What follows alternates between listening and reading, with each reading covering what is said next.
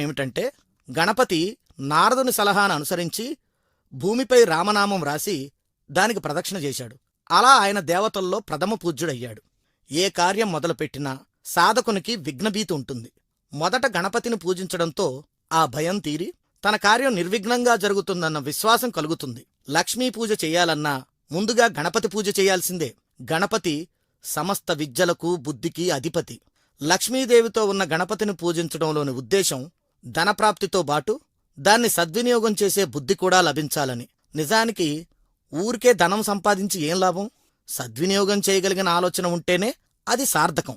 పరబ్రహ్మ ఒక్కడైనా త్రిమూర్తులుగా మనం గుర్తిస్తాం. అలాగే 33 కోట్ల దేవతలున్నా గణపతి స్థానం విశేషమైంది.